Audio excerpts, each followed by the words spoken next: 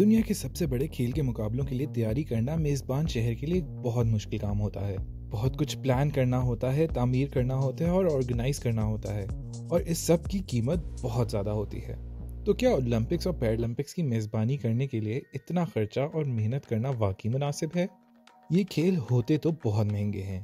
मेज़बानी करने की सिर्फ बोली में शामिल होने के लिए ही बेतहाशा पैसे लग जाते हैं।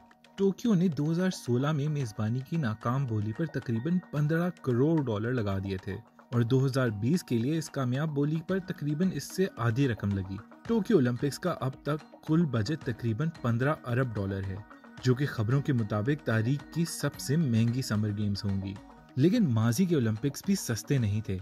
एक तहकीक के मुताबिक 2007 से 2016 के दरमियान ओलंपिक्स की मेजबानी करने की औसतन लागत 12 अरब डॉलर थी और पिछली दिहाई में मेजबान शहरों ने हमेशा प्लान्ड बजट से ज्यादा ही खर्चा किया है।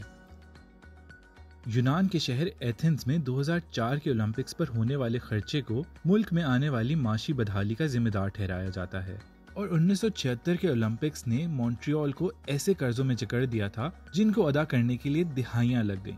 लेकिन जाहिर है ओलंपिक्स से बहुत ज्यादा पैसा भी बनाया जाता है। इंटरनेशनल ओलंपिक्स कमेटी के लिए स्पॉन्सरशिप्स और टीवी डील से अच्छी खासी आमदनी होती है। पिछली सर्दियों और गर्मियों के ओलंपिक्स गेम से तकरीबन 6 अरब डॉलर कमाए गए। मेजबान शहरों के लिए भी माशी फायदा होता है, क्योंकि नई नौकरियां बनती हैं, सियाहत बढ़ती है और खेलों के इंफ्रास्ट्रक्चर में सरमायाकारी होती है। बार्सिलोना में 1992 के ओलंपिक्स के लिए होने वाले तामीराती काम ने शहर को यूरोप के मकबूल तरीन सियाहती मुकाम में से एक बनाने में मदद की। लेकिन 2012 के लंदन में होने वाले ओलंपिक्स के दौरान बर्तानिया में दरअसल पिछले साल के मुकाबले कम बैनुल-अक़वामी सियाह थे। सियाह तो आते जाते रहते हैं, लेकिन खेल के मैदान वहीं रह जाते हैं। लंदन में स्ट्रैटफोर्ड का ओलंपिक स्टेडियम अब वेस्ट हैम यूनाइटेड का फुटबॉल ग्राउंड है। रियो डी जनेरो का ओलंपिक पार्क अब म्यूजिक फेस्टिवल्स और ई स्पोर्ट्स टूर्नामेंट की मेजबानी करता है, लेकिन इसके कई हिस्सों पर देखभाल और तवज्जो ना देने की वजह से तनकीद भी की गई है, और दूसरी जगहों में ओलंपिक स्टेडियम्स अब वीरान और बेआबान पड़े हैं। एथेंस में ओलंपिक्स के सिर्फ 10 साल बाद ही ओलंपिक्स के कुछ स्टेडियम बुरे हालात में थे, जहां झाड़ियां उगने लगी थी।